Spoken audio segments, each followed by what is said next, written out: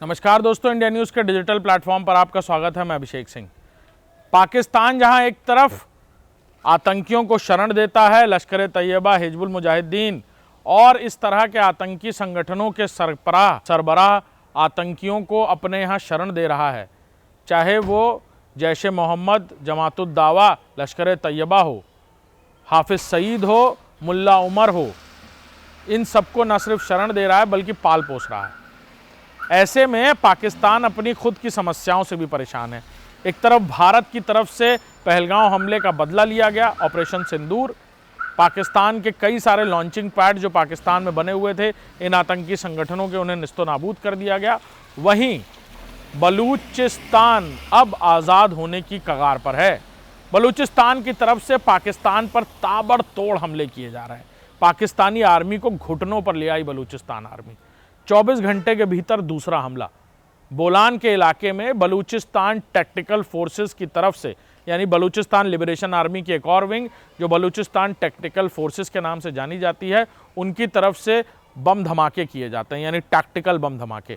और इसी तरह का एक रिमोट कंट्रोल बम धमाका बोलान के इलाके में किया गया, जहां पाकिस्तानी आर्मी का एक कॉन्वॉय गुजर रहा था और उस कॉन्वॉय को बम धमाके से, यानी रिमोट कंट्रोल धमाके से उड़ा दिया गया, जिसमें 7 पाकिस्तानी जवानों की मौत हो गई है।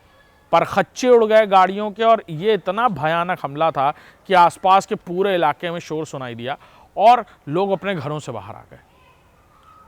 बलूचिस्तान लिबरेशन फोर्सेस की तरफ से, बलूचिस्तान लिबरेशन आर्मी की तरफ से ये पहला हमला नहीं। इससे पहले भी ट्रेन में धमाके, कॉन्वॉय में धमाके, असैसिनेशंस और कई बार बाकायदा हाईवेज पर पब्लिक के सामने गाड़ियां रोककर बलूचिस्तान लिबरेशन फोर्सेस के जो जवान हैं उनकी तरफ से पाकिस्तानी आर्मी के जवानों को रास्ते में रोक रोक कर गोलियों से भून दिया गया।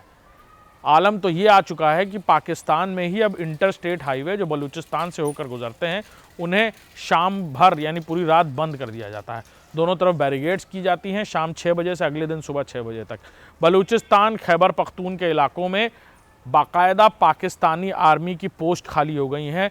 जवानों को इतना डर है पाकिस्तानी आर्मी के कि किसी वक्त भी कुछ भी हो सकता है, चाहे वो मोटार हमले हों, फिदाइन हमले हों, बम धमाके हों, रिमोट कंट्रोल के धमाके हों या फिर public assassination. Balochistan liberation army एक के बाद एक पाकिस्तानी आर्मी को निशाना बनाता जा रहा है और हाल ही में 24 घंटे के भीतर दूसरा ये बम धमाका यानी रिमोट कंट्रोल धमाका जो बलूचिस्तान टैक्टिकल फोर्सेस की तरफ से किया गया, बाकायदा इसकी जिम्मेदारी बलूचिस्तान लिबरेशन आर्मी ने ली है और कहा है कि पाकिस्तान जब तक बलूचिस्तान को अलग नहीं करता या पाकिस्तान बलूचिस्तान को आज़ाद नहीं घोषित करता, तब तक ये हमले बरकरार रहेंगे।